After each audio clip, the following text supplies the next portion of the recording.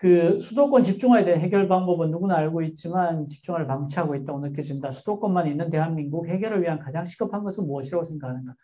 이거는 사실 되게 전문적인 일이어서 제가 책임을 갖고 말씀드릴 만한 지식을 갖고 있지 못합니다.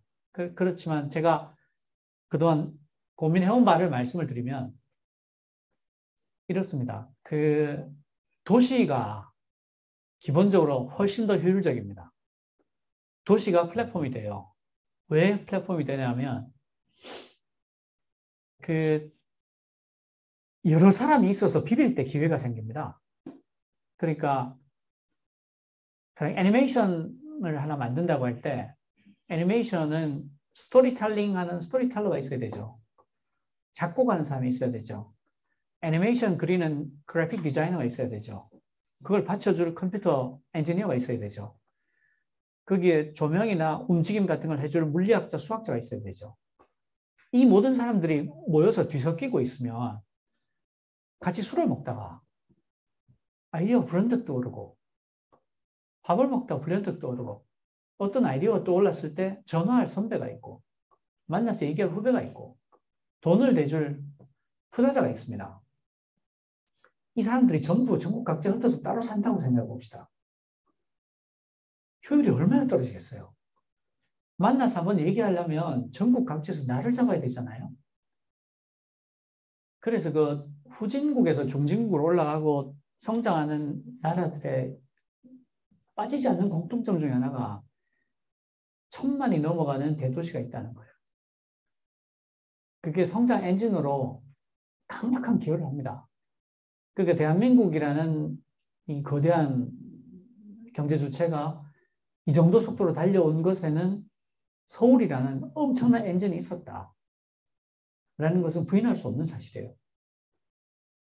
그리고 기회가 훨씬 더 많기 때문에 저도 사실은 고등학교를 대구서 보냈습니다만 고향은 포항이고요. 저도 대학교 졸업하고 고향으로 돌아오고 싶었어요. 그런데 저를 받아줄 직장이 없는 거예요. 대구에는 서울대 경영학과를 나와서 갈 수 있는 직장이 없었어요. 그러니까 못 가는 거죠.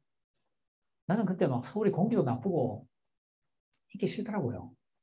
시내 나갔다 오면 목도 칼칼하고 서울 사람들 전부 얌체 같고 막 어떡할 거예요? 갈 수가 없으니까. 그러니까 수도권 집중에 대해서 지금까지 정부가 펼쳤던 정책들이 저는 굉장히 방어적이었다고 생각해요. 더 들어오지 마라 하고 계속 밀어내는. 근데 실제로는 밀어내는 것만 가지고는 안 됩니다. 저쪽에 매력이 있어야 돼요.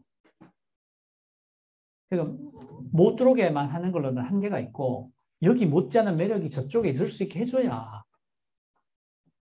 그게 남는 거거든요. 그래서 저는 그 부울경 메가시티라는 게 굉장히 합리적이다.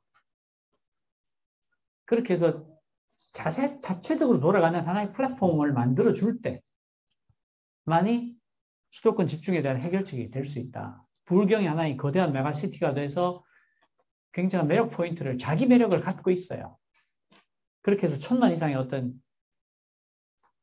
대규모 도시가 될 수 있을 때, 그러면 고향에 살고 싶어 하는 사람들이 대안이 생기잖아요. 그리고 여기서도 충분히 기회가 있고, 뭐, 빈필라모닉이 오면 부울경에서도 초대할 수 있는 거죠. 집단 구매를 할 수 있는 능력이 생기는 겁니다. 지금 빈필하모닉 같은 경우는 서울에서밖에 못 부르잖아요. 공동 구매를 할 수 있는 규모가 사이즈가 서울밖에 없으니까. 그래서 저는 메가시티 방안이 대단히 유력하고 한국에는 3개에서 4개 정도의 메가시티가 생길 수 있지 않을까 그렇게 생각하고요. 그리고 그렇게 모여 사는 편이 자연 환경에는 훨씬 좋습니다. 그 탄소 발자국을 얼마나 발생시키냐를 가지고 보면요. 뉴욕이 미국 전체에서 2번째로 탄소 발자국이 적어요. 좀 이상하죠? 그 대도시가 훨씬 더 환경 공해를 심하게 낼 것 같잖아요. 그렇지 않습니다. 아파트하고 단독주택을 비교해 봅시다.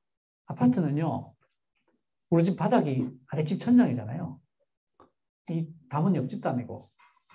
그 가스고 전기고 인터넷이고 굉장히 효율이 높아요. 이 보온에 필요한 그 연료가 훨씬 적어요.